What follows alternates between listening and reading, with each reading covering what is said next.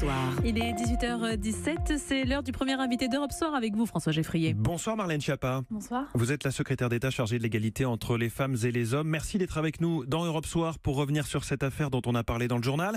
C'était mardi à Paris à 18h35. Une femme marche près d'un café. Un homme l'importune avec des gestes et des propos obscènes. Elle lui répond sèchement « ta gueule ». L'homme se précipite vers elle et lui donne une claque tellement forte qu'elle chancelle. Et là, les témoins à la terrasse du café réagissent, se lèvent. L'homme s'en va au bout de quelques secondes. La vidéo de cette scène a été publiée sur Internet. Est-ce que vous êtes impressionné par le comportement de cette femme ? Moi, je la trouve très courageuse. D'abord parce qu'effectivement, elle réplique, mais ensuite parce qu'elle retourne sur les lieux sur lesquels elle a été agressée pour essayer de se procurer des informations et en tout cas cette bande d'enregistrement. Et puis enfin, elle va porter plainte. Et puis, elle publicise cela en ayant un rôle de lanceuse d'alerte et en interpellant l'opinion publique sur la base de son cas personnel. Donc oui, je la trouve très courageuse. Et elle est en train de devenir une sorte d'exemple du harcèlement de rue. C'est véritablement du harcèlement de rue qu'il s'agit ? Alors là, on a une forme très violente de harcèlement de rue parce qu'à la base, on a du harcèlement de rue, c'est-à-dire un homme qui fait des bruits d'animaux, des bruits d'ordre sexuel avec sa bouche, qui profère des propos dégradants à connotation sexuelle à cette jeune femme, qui la suit, qui ne la laisse pas tranquille, etc. Puis qui l'insulte, puis qui lui lance un cendrier, puis qui la frappe. Donc on a vraiment toute la gradation de ce que les experts appellent le continuum des violences sexistes et sexuelles, qui commence par des bruits ou des invectives et qui se termine par des agressions, des coups, parfois même des coups mortels. On sait la réalité de ce que vivent les femmes, notamment dans la rue et dans les transports au quotidien. On dit que 100% des femmes sont ou seront victimes un jour dans la rue de ce genre de comportement, mais peut-être qu'il manquait un exemple, un symbole. Est-ce que cette vidéo peut être cela, un symbole ? Oui, je le crois, parce que là, nous sommes en train de débattre de la loi que je porte contre les violences sexistes et sexuelles. Et l'engagement majeur de cette loi, c'est de verbaliser le harcèlement de rue. Ça fait des années que je tire avec d'autres la sonnette d'alarme sur l'ampleur de ce phénomène, sur le fait de dire que ce n'est pas quelque chose qui, contrairement à ce que disent certains, serait de l'ordre de la fatalité ou serait dérisoire. C'est quelque chose de grave qui entrave la liberté des femmes à aller et venir dans l'espace public, et nous devons collectivement y mettre fin. Donc je crois que cette vidéo fera changer le regard d'un certain nombre de personnes. On entendait d'ailleurs les députés Les Républicains qui ont voté contre l'interdiction du harcèlement de rue en considérant que c'était un non-sujet. Finalement, en ayant vu cette vidéo, qui s'affolent un petit peu. Donc j'espère qu'ils prendront leurs responsabilités et qu'ils permettront à cette loi d'être votée pour être bien sûr appliquée. Cette loi doit être adoptée cette semaine, c'est ça ? Oui, tout à fait. Il y a eu une commission mixte paritaire qui a trouvé une issue positive. C'est un peu technique, mais ce sont les députés, les sénateurs, après l'examen de chaque loi, qui se mettent d'accord ensemble ou pas. Très souvent, ça n'est pas conclusif. Là, ça l'a été. Il y a eu un consensus. Je voudrais saluer aussi le travail des députés et des sénateurs qui étaient mobilisés au cours d'une semaine pendant laquelle l'actualité n'était pas à cela. Ce sera appliqué quand ? À partir de cet automne, vous savez qu'on va fêter, entre guillemets, bien sûr, le premier anniversaire de la grande cause du quinquennat du président de la République, qui est l'égalité femmes-hommes. En octobre. Tout à fait. Le président avait indiqué pendant sa campagne qu'il ferait de l'égalité femmes-hommes une grande cause nationale, sa grande cause de son quinquennat. Quand il avait dit qu'il voulait lutter contre l'insécurité spécifique vécue par les femmes, certains l'avaient pris un peu à la rigolade. Là, ce sera concret à partir de cet automne. L'interdiction du harcèlement de rue sera donc sanctionnée par une amende de 4e classe, donc ça veut dire entre 90 et 750 € d'amende. Alors ça peut monter quand il y a récidive ou des circonstances aggravantes. Par exemple, quand la personne a harcelé à moins de 15 ans, ça peut aller jusqu'à plusieurs milliers d'euros. Est-ce que ça va être appliqué par les forces de l'ordre ? Est-ce que ça va être respecté par les harceleurs habituels ? Alors appliqué, oui. Fermement, parce que nous ne faisons pas des lois pour que ce soit des incantations, même s'il y a bien sûr une visée pédagogique à cette loi. L'idée, c'est de définir ensemble ce que notre société tolère ou pas.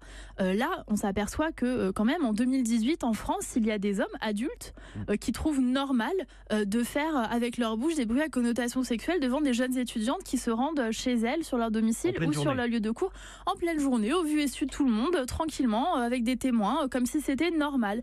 Donc il est important de dire que les lois de la République ne tolèrent pas qu'on invective, suive, menace des femmes dans l'espace public et qu'on n'a pas à se comporter de telle manière, d'une manière dégradante en direction des femmes. Ça a des conséquences graves sur leur liberté d'aller et venir, mais aussi sur leur confiance en elles et puis sur leur capacité à choisir tout simplement leur trajet quand elles sortent dans la rue. Juste pour revenir à ce fait précis de vendredi soir, la vidéo est sans son, donc on n'entend pas les propos de l'agresseur, même si évidemment il y a des témoins. Ce qu'on voit surtout, c'est cette énorme claque que se prend cette femme. Au niveau judiciaire, ce sera plus une agression physique qu'un outrage ou qu'une atteinte sexiste. Complètement. Il y a des choses différentes. Le harcèlement de rue, ce sera donc verbalisé par une amende, ce sera l'outrage sexiste.